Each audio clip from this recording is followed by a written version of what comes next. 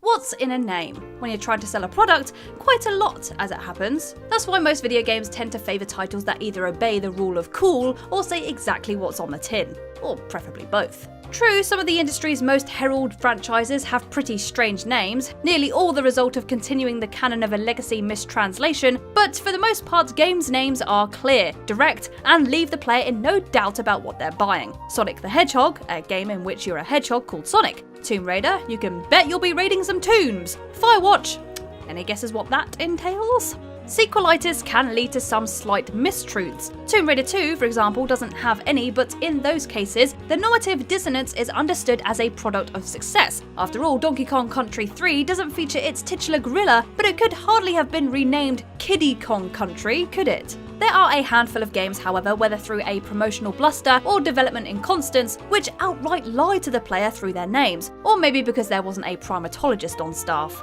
I am Kirsten from WhatCulture Gaming, and these are 9 video game titles which lied to you. Before we go any further though, this video is brought to you by Surfshark. What's Surfshark, I hear you ask? What's Surfshark? Surfshark is a VPN, that is a virtual private network that basically helps to keep all the private stuff that you want to remain safe, private and safe. Online privacy, data encryption and all that. But, and this is the best part, you can even change location so you can watch content from other countries. So maybe you want to watch some American Netflix. Howdy partner, want to watch new episodes of 90 Day Fiancé? Or maybe you want to go to Australia. G'day mate, how about watch some Aussie Hulu with a bloody kangaroo? Or even... Hey, we get it. In all seriousness though, it really is great. And maybe if you're travelling somewhere and you're British and you want to watch good old BBC iPlayer, you can do that as well. I think I broke it.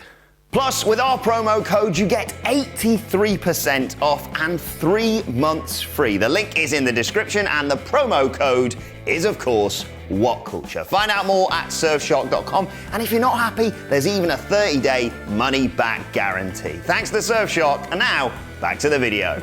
Number 9, Daytona USA. You'd presume Daytona Beach, Florida, and quite specifically the Daytona International Speedway, would be the perfect setting for an arcade racer called Daytona USA, and you'd be quite correct. Pity then that Sega's rubber-burning coin-op has absolutely nothing to do with the eponymous city and circuit. Well, mostly. When Sega USA's Tom Petite, inspired by NASCAR's enduring North American success, suggested it as a model for an arcade ridge racer killer, Sega AM2 set about intricately replicating the world-famous Daytona 500 course. Satellite imagery was obtained for the purpose, not as simple as a Google Maps search in 1993, to craft a showpiece track as realistic as the day's arcade boards could allow. Director Toshihiro Nagoshi even flew out to Florida, where he walked a lap of the actual track to better understand its camber. The efforts for accuracy were entirely in vain. To keep costs down, Sega declined on a license with NASCAR, resulting in a racing game featuring a highly authentic but entirely unofficial version of Daytona's famous circuit, the 3-7 Speedway. Number 8, Endless Ocean. Endless Ocean, a proto-Abzu deep-sea exploration relax-em-up released for the Wii in 2007, is the most blatant case of fraudulent advertising since the film Neverending Story. Though the azure expanse of the game's fictional South Pacific Manoa-Lai Sea is certainly vast and absolutely crammed to the gills with literal gills, it's by no means endless. Swim indefinitely towards a definite watery doom and you'll be saved from yourself by impassable cliffs the size of, well, cliffs. Technically, this means the ocean potentially does continue on infinitely, but you're not allowed to splash about in it. Originally, the game was called Forever Blue, perhaps a more apt title given the sense of longing its bounded, boundless oceans in sight. Number 7, Rocket Robot on Wheels. Rocket Robot on Wheels, Sucker Punch's debut title before they moved on to greater things, starring light-fingered raccoons, is just about the best 3D platformer no one's ever heard of. The N64 game sees you hack into the circuitry of the titular robot unicycle Rocket for a frolicking physics-based collectathon that's all the fun of the fairground. Best of all, the game came on a red cartridge, for no conceivable reason. The one thing which separates Rocket from its countless N64 contemporaries, and we literally mean one thing here, is the protagonist's patented wheel, which informs everything about the way he controls. Precariously balancing on a single tyre obviously makes for some tricksy platforming then, enough to put off some potential players. Perhaps that's why publishers Ubisoft choose to ignore its USP when they called it Rocket Robot on Wheels. It's really quite specifically a unicycle. Boy, I hope someone got fired for that blunder. Number 6, Comic Bakery. There's nothing funny about working in a bakery. Those 4 AM starts are bad enough, but there's also inherent risks of singe injury, way eclipsing just about any other profession, not to mention the possibility of losing a hand and a bread slicer. It's a noble but monstrously tough vocation. Conditions in the Bun Emporium of Konami's MSX points per pane title Comic Bakery, best known for Martin Galway's iconic chiptune in the C64 conversion, are even worse. In addition to the usual quotidian struggles which accompany the provision of our daily bread, the game's kitchen is overran by an unstoppable infestation of raccoons. It's all you can do to send out as many croissants as possible before you're completely overrun by the rabid intruders. If this is what you call a comic bakery, I'd hate to see a tragic one. Number 5, no one can stop Mr. Domino. Dominoes are best known for 3 things, being Eric Clapton's backing group, pizzas, and falling down. The black and white tiles' perennial battle versus gravity is so well established that it informs a handful of cliches. So it's a little rich of the title of this underrated 1998 puzzle platformer to suggest its titular hero, an anthropomorphic domino, naturally, is impervious to his manifest destiny. No one can stop Mr. Domino. Except they can, or else the game would be trivial. Across any of the game's 6 stages, there are a variety of blocky blockers waiting to thwart Domino-san on his quest for chained Rube Goldberg satisfaction. The title is less confident about the unrelenting qualities of No One Can Stop Mr. Domino's other protagonists, amongst them Miss Domino, naturally, and a devil domino called, Bruce. Number 4, Ape Escape.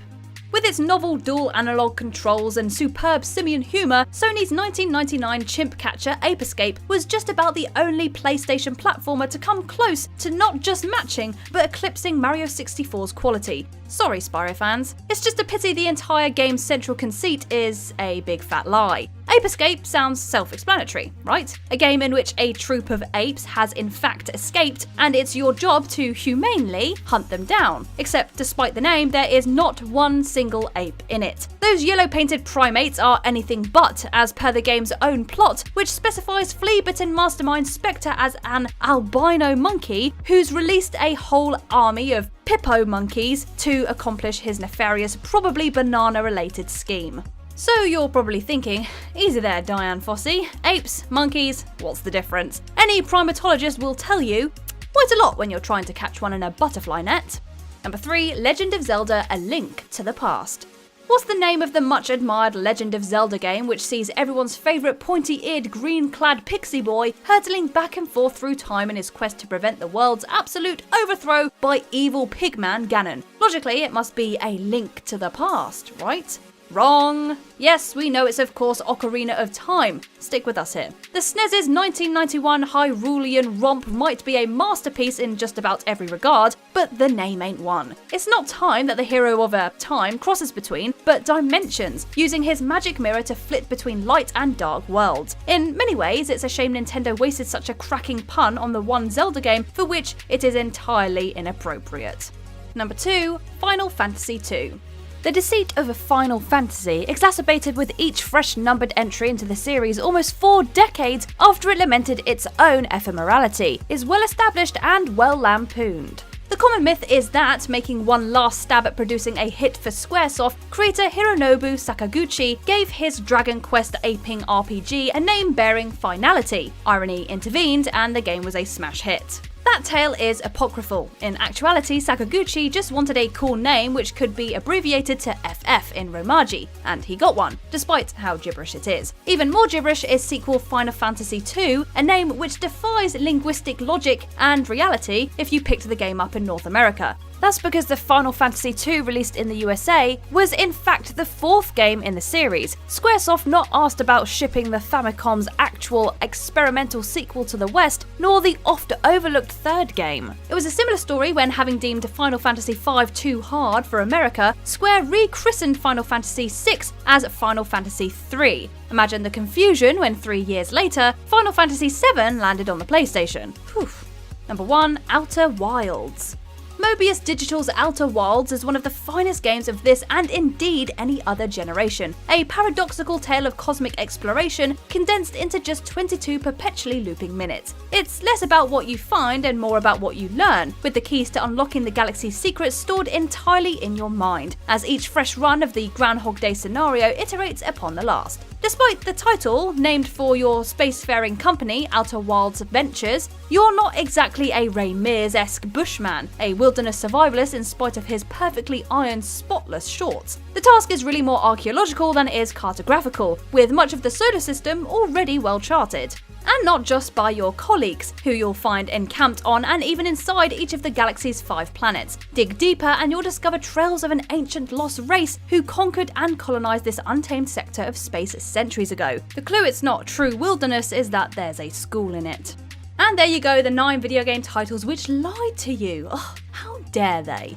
Let us know if any of these are your favourites down in the comments below. If you liked this video, give it a thumbs up. And if you haven't already, click that subscribe button. And don't forget to also click that little bell icon as well to be notified of any new videos coming your way. But for now, I have been Kirsten Ria from WhatCulture Gaming, and I will see you in the next video.